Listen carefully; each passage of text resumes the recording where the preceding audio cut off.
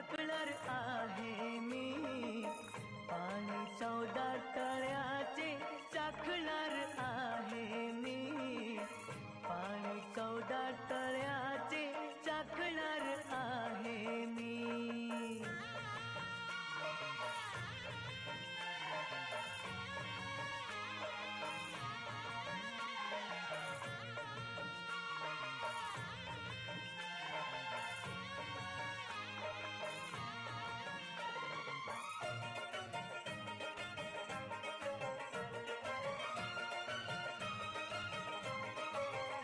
पाण्यासाठी हे जीव तळमळती,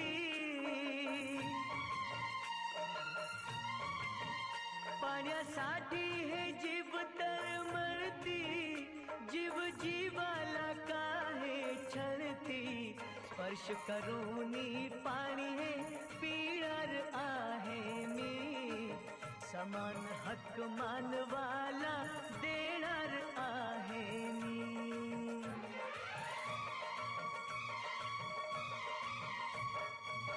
पाऊल पुढचे पुढे टाकणार आहे मी, पाणी 14 तळ्याचे चाखणार आहे मी, पाणी 14 तळ्याचे चाखणार आहे मी।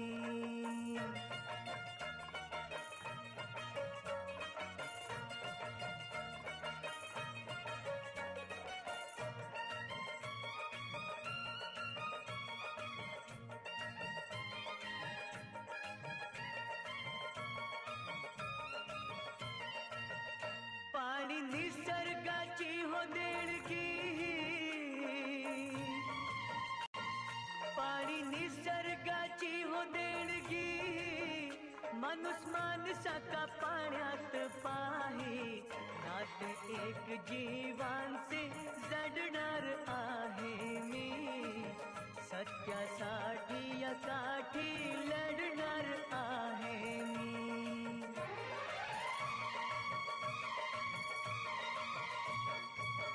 पाऊल पुढचे पुढे टाकणार आहे मी, पाणी 14 तळ्याचे चाखणार आहे मी, पाणी 14 तळ्याचे चाखणार आहे मी।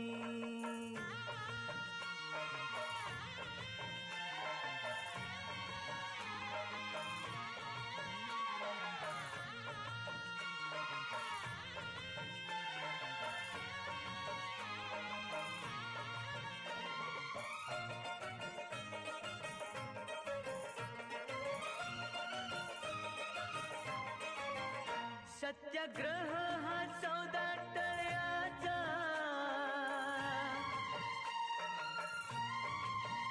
सत्याग्रह हा 14 तळ्याचा, मानवी हक्काचा हा सत्याचा, दुष्ट रूढीवर तुटून पडणार आहे मी, परिवर्तन हे माणसात घडवणार आहे मी।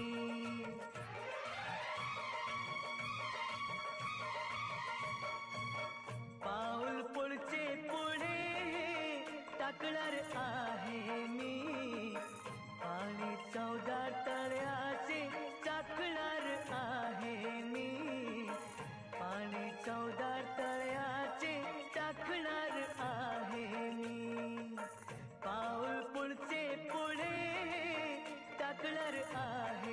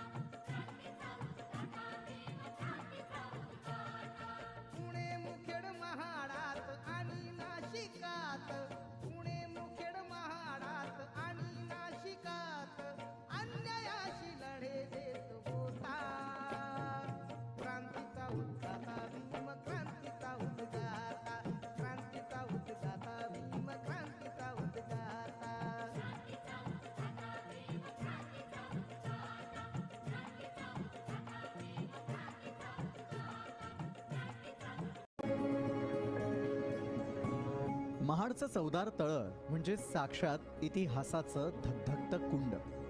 भारतरत्न डॉक्टर बाबासाहेब आंबेडकर यांनी या ठिकाणी सत्याग्रह करून समतेचा संदेश दिला. याच चवदार तळ्यात 14 विहिरी आहेत हे आत्ताच्या पिढीला माहीतही नसेल. या तळ्याच्या नावाबाबत वेगवेगळे मतप्रवाह आहेत. जाणकारांच्या मते चवदार तळ्यात 14 विहिरी असल्यानं या तळ्याला चवदार तळं असं म्हटलं जातं. 11 विहिरींचा ठेवा पुन्हा दिसू लागल्यानं या ऐतिहासिक वास्तूचे अंतरंग पाहण्याची उत्सुकता लागली आहे. या विहिरी पाहण्यासाठी नागरिकांची मोठी गर्दी होती आहे. त्याचबरोबर या ऐतिहासिक वास्तूचं महात्म्यही पुन्हा जोरदारपणे चर्चेत आलंय. महाडचा विकास होताना तळ्याच्या सुशोभीकरणाच्या दरम्यान 3 विहिरी बुजवल्या गेल्या. त्यामुळे तळ्यामध्ये सद्यस्थितीत केवळ 11 विहिरीच आहेत. यात 9 विहिरी गोलाकार असून 2 विहिरी चौकोनी आहेत. अनेक वर्षानंतर चवदार तळ्यातील पाण्याचा उपसा केल्यामुळे या विहिरींचं दर्शन झालंय. यापुढे चवदार तळ्यातील पाणी कायमस्वरूपी शुद्ध कसं राहील त्यासाठी अत्याधुनिक टेक्नॉलॉजीचा वापर करण्यात येणार असल्याची माहिती महाडच्या नगर परिषदेनं दिली आहे.